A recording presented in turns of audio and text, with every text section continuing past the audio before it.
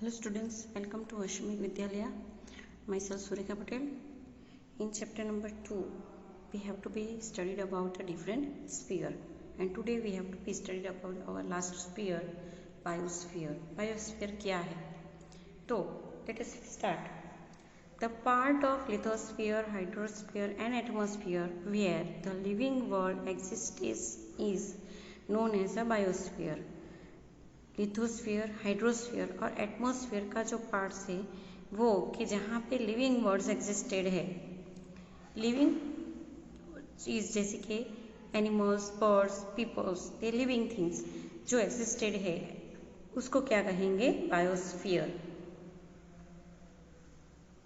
ये तीनों स्फीयर के अंदर जो लिविंग थिंग्स एग्जिस्टेड है वो स्फीयर कौन से नाम से जाना जाएगा? That is a biosphere. Biosphere is one of the important sphere on the Earth. Earth is the only planet in the solar system having biosphere. Earth एक अकेला ऐसा planet है जिसके पास सोलर सिस्टम, ऐसे सोलर सिस्टम के साथ जो biosphere है, यानी कि जो ऊपर के तीनों जो स्फीयर है उसके साथ रह के वो सारे जो है उसके अंदर इंक्लूड है. Biosphere includes vegetations, animals, insects and human being. Biosphere के अंदर ये सारी चीज़ें जो है वो इंक्लूड है. We obtain food and many other necessary things from biosphere. We can not live without vegetations and animals. Biosphere is the base of our existence and living. Biosphere हमारे जिंदा रहने के लिए और हमारे जिंदा रहने के लिए और हमारी जो प्रकृति है उसको आगे बढ़ाने के लिए ये ज़रूरी है. It is divided into two parts, non living and living. ये जो है वो दो पार्ट्स में डिवाइडेड है, नॉन लिविंग एंड लिविंग. तो lithosphere, hydrosphere, atmosphere from the non living part, while plant, animals and micro organism are include in the living world. ये तीनों स्फीयर जो है वो नॉन लिविंग में है. इसके अलावा प्लांट, एनिमल और माइक्रो ऑर्गेनिज्म जो है एनवायरनमेंट के अंदर, तो ये सारे जो है वो लिविंग वर्ड्स में है. यहाँ पे हम लोगों को एक चीज़ सोचने के लिए दी है कि if any elements in the living world is destroyed then what will be it effect on our lives. For instance what happens if the birds are wiped out from the face of the earth. अगर मानो कि कोई एक चीज़ जो है हमारे environment में से, हमारे एटमॉस्फेयर में से अगर उसको डिस्ट्रॉय यानी कि वो ख़त्म हो जाए तो उसकी क्या इफ़ेक्ट आएगी वो आप लोगों को सोचना है. यहाँ पे हम लोगों को कंपोनेंट्स ऑफ बायोस्फीयर दिया है, एक पिक्चर दिया हुआ है. ओके, तो कंपोनेंट्स ऑफ बायोस्फीयर के अंदर लिविंग एंड नॉन लिविंग दो अलग अलग चीज़ें हैं. तो लिविंग थिंग्स के अंदर पीपल और नेचुरल थिंग्स. पीपल्स जो और नेचुरल थिंग्स के अंदर प्लांट्स, एनिमल्स, बर्ड्स, ये सारी चीज़ों का इंक्लूडिंग होगा नेचुरल थिंग्स के अंदर. That's are a living beings. And non living beings में that is a man made, जो इंसानों से बनी चीज़ें हैं, that is a non living. तो ये जो है बायोस्फीयर के कंपोनेंट्स है. बायोस्फीयर के अंदर ये सारी चीज़ें जो है वो इंक्लूड है. Here one picture should be given. Effects of human activities on sphere. Human activity की स्फीयर पे, ये जो सारी स्फीयर्स है उसके ऊपर क्या असर होती है. तो जैसे फैक्ट्रीज के अंदर जो है ज़्यादातर पॉल्यूशन जो है फैलाते हैं एयर के अंदर. इसके अलावा केमिकल जो फैक्ट्रीज है वो अपना केमिकल युक्त जो वाटर है वो ड्रेन आउट करते हैं रिवर में. वही रिवर जो है वो फार्मिंग में यूज़ किया जाता है.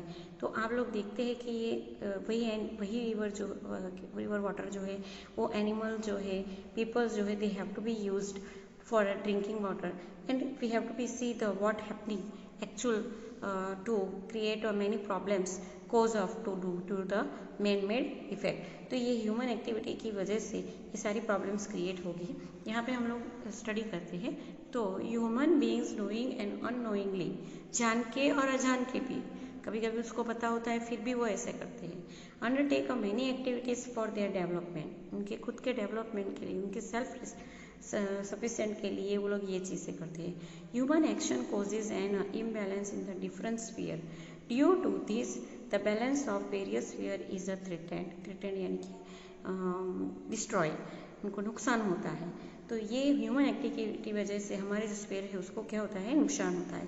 Underground nuclear testing, too much drilling for mineral oil and excessive drilling of tube wells affect the lithosphere and causes an imbalance।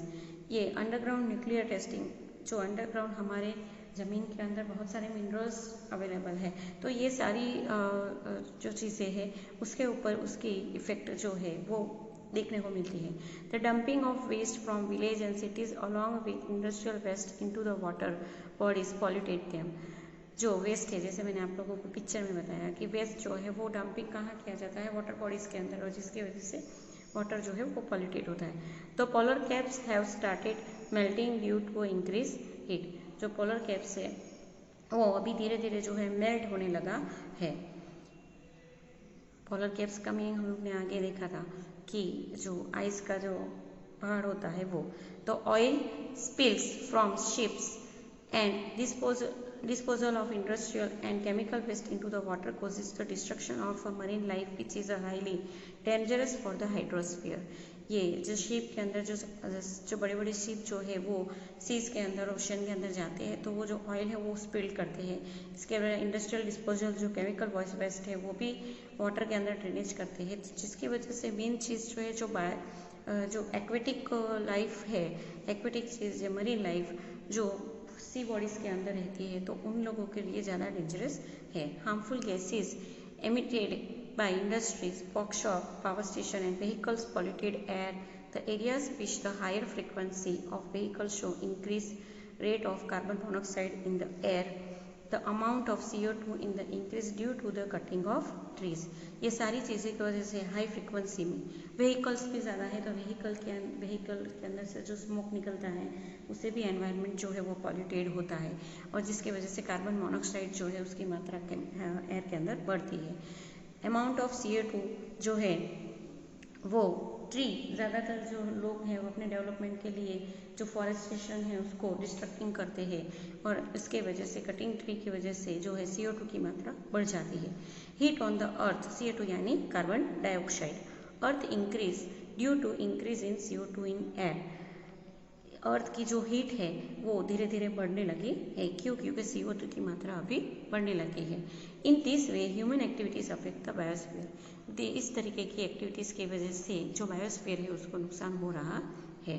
The nutrient link of nature are endangered due to the exploitation of environment which endanger the biosphere।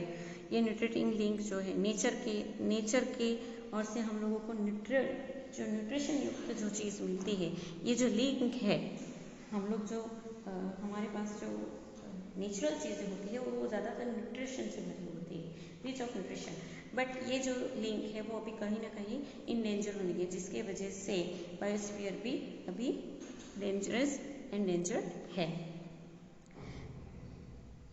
Make a list.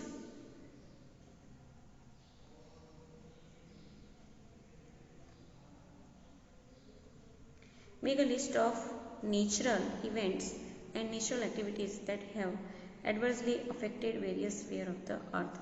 आप लोगों को भी ऐसी activity लिखनी है कि जो सीधी तरह डायरेक्टली जो है हमारे एनवायरनमेंट को अफेक्ट करती है, और जिस तरीके से ये सारी प्रॉब्लम्स जो है वो क्रिएट होती है। तो you have to be search research and see the various program on Discovery and you have to be note it down on it.